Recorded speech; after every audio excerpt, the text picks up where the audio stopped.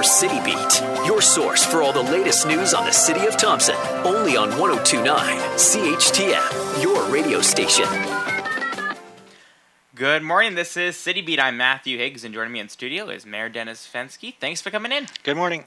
If you have a question you'd like to ask, give us a call at 677-8181. Yesterday was the public hearing for the local improvement plan for the design and build of the new wastewater treatment facility. Did I get that right this time? You did, yes. Good. What were your thoughts of the meeting? I thought it was a good meeting. We had a good turnout, some good questions, and basically it was a public hearing for people to speak in favor or against the proposal that we need to put in place in order to pass our borrowing bylaw. We have to borrow up to $12,167,000 to bring up our share of the tripartite agreement with the federal government and the provincial government.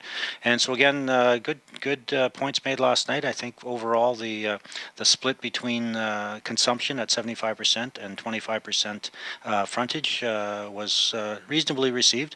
The consumption, didn't hear a whole lot of argument against that. Heard some concerns in regards to the frontage, but I think overall the meeting was well attended and good, and we'll move to the next step.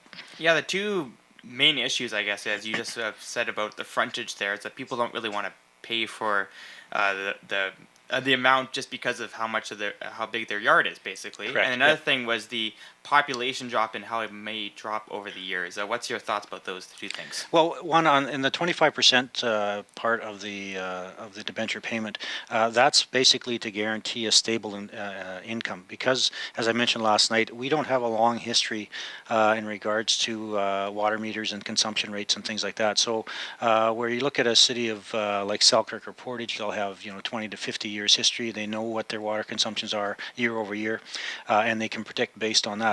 Ours have been steadily dropping since we incorporated the water meter system. The consumption has changed year over year by about 300,000 cubic meters. It has slowed down in regards to the rate of drop, but in order to protect ratepayers from big fluctuations, that's why the 75% consumption is offset by 25% on frontage, which is guaranteed income, because annually we have to make it a debenture payment, and any shortage of those funds through, for instance, lower use of water through consumption, we would have to go to the ratepayers through a taxation anyway. So this guarantees 25% of the funding, and the other 75% has some risk on it because if people don't use as much water, the revenue isn't there. But based on our history right now, that's pretty much the safest plan we have. And you were mentioning that 25% is kind of like the for sure amount that you guys are going to get every year. Is that because of the opposed that people actually didn't like the 25% yesterday? Some people didn't, at least. Could it go lower, or is 25% basically what you guys are going to go with? Basically, the presentation outlined what we would put in our submission of 75% consumption, 25% based on frontage. Okay, and if the population dropped, can the money still be paid back within that amount of years? Yeah, so basically, if there was a significant population drop, which equated to ratepayers, of which we have around just over 4,000, then any drop in population would have to be picked up by the remaining ratepayers. So we are really cognizant of the fact of our population and trying to retain and attract people to ensure that we stay at least 13,123, if not higher. And the original amount that the City of Thompson is borrowing and needs to pay back, $12.167 million. You were saying, though, that the city has applied for grants, and you've received one already. I'm guessing the cost will go down because of that? Well, it buys us some flexibility in that the 12.167 is our portion, and to date we've received authorization and approval of a $750,000 grant from the Green Municipal Fund, and the opportunity to borrow another $5 million at a preferred interest rate from that source. We also can look at the water utility rate. The bills that we pay that we all pay on a quarterly basis has a portion of it that goes to a capital reserve. So we can draw off of that capital reserve an additional $700,000. Even in addition to that, we have what's called a general reserve, and that's the general reserve from the operations of the City of Thompson. And by the Municipal Act and the financial rules, we have to maintain a certain amount in that reserve account based on our operating budget. So given the amount that we have to keep in reserve by law, we have an additional $700,000 that we may be able to draw down which would approximately $2.1 million that we may be able to reduce our borrowing and thus lowering the rate for the ratepayers that they would be paying through consumption and frontage.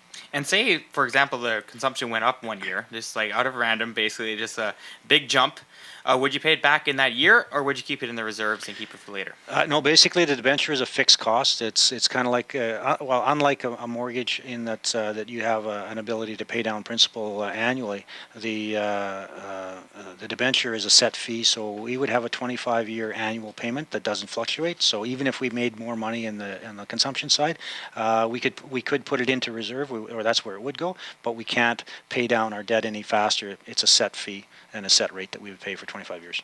Okay, we'll go on to the next topic now, which is fee and fine schedule. What are the biggest changes for this year? Well, I think that what prompted the largest discussions probably in the last council meeting was in regards to the landfill operation and the dumping fees in regards to construction materials or commercial waste. And I think that administration did their due diligence. We now, as people know, own and operate the landfill. We've taken it over from the LGD, the province of Manitoba, last year in 2015.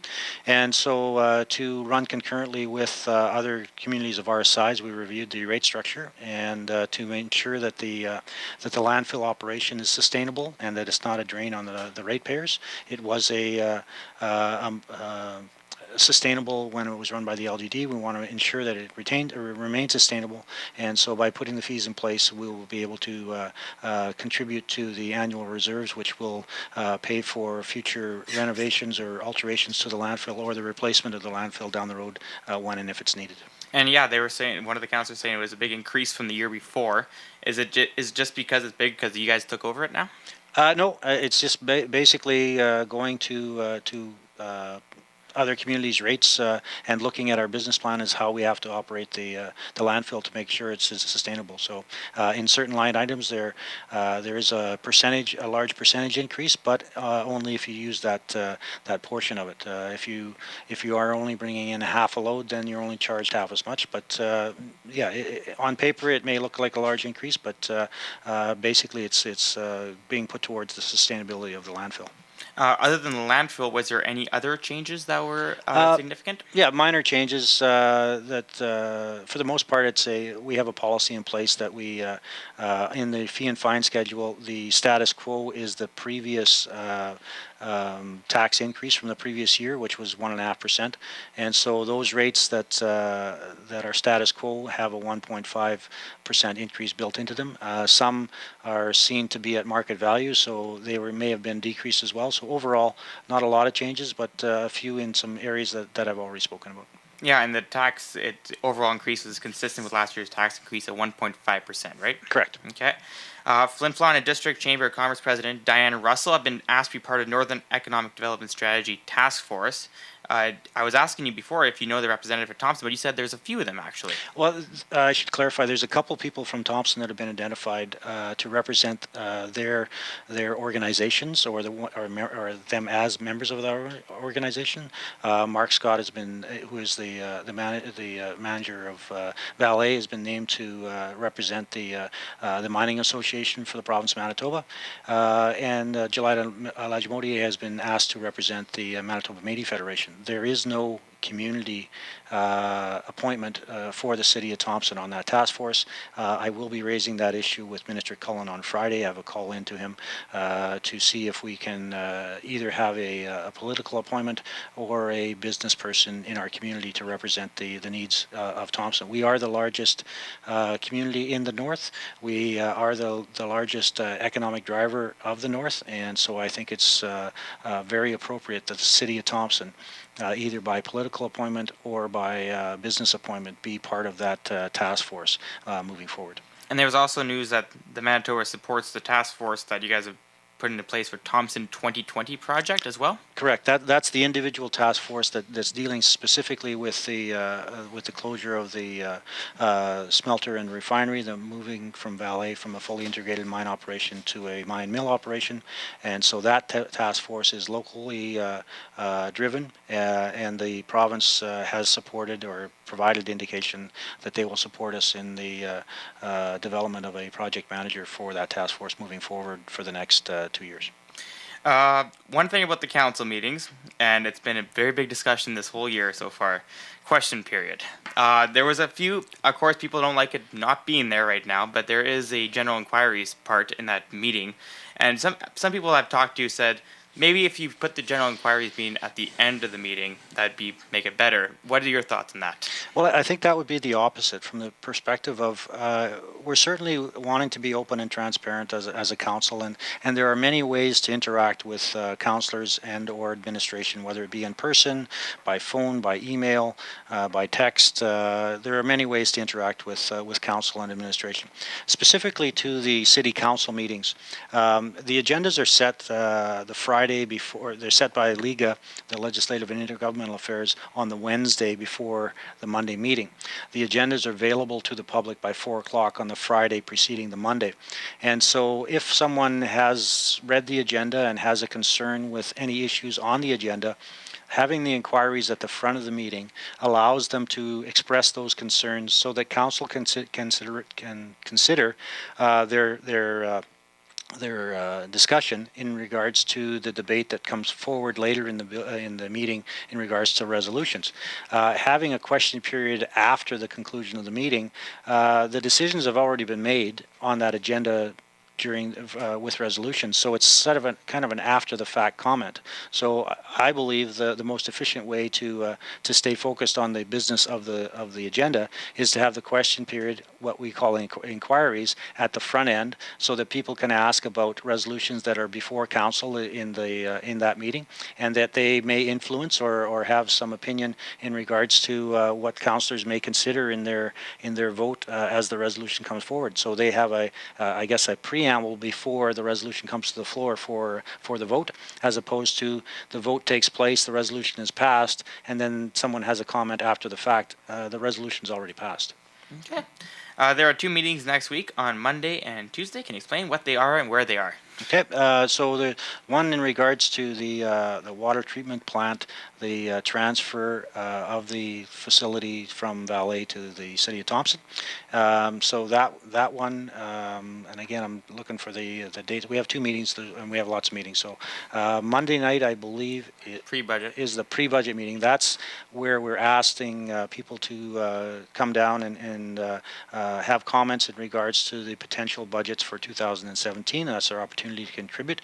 Following that meeting, sometimes before Christmas, we will have a online survey as well to deal with the same scenario, similar to what the province of Manitoba put out in regards to having input to the provincial budget. We will put out a survey before Christmas in regards to input for the city budget. The second meeting taking place is, as I mentioned, the transfer of the water treatment plant from Vallée to Thompson. We'll be hosting, City of Thompson will be hosting. Vallée representatives will be there as well, and we will basically go through the process that was outlined by Don Wood, who's a manager at Vallée, on Monday night's council meeting as a delegation. Don Wood and Darren Dodds presented that information. We'll represent that information and walk through the process, and if there's any questions, please feel free to come out and ask the questions. A lot of meetings are getting crunched in right before Christmas, eh? Yes, definitely. The next 10 days are busy. And last thing, Movember just ended. Did you notice I shaved my mustache? I did. You did? I did, and so did our deputy chief. There was comments this morning at a meeting this morning that he was significantly well shaven. So congrats to all those that participated in Movember. As I declared at the beginning of November, I can't. I'm genetically predisposed to not growing a mustache. But congratulations to all those that did. It's a great cause, and look forward to next November. See, I walked around the office and I said, "Hey guys, I shaved my mustache," and everyone just said, "What mustache?" And everyone was confused. So it's over. I'm glad it's gone because it was a little scratchy and it was just felt too much. It was too much on my face. So that's it for this edition of City Beat. Thanks for coming in once again. Make sure to join us every Thursday at 11:30 to find out what's happening around the city and City Hall. For 102.9 CHTM, I'm Matthew Higgs.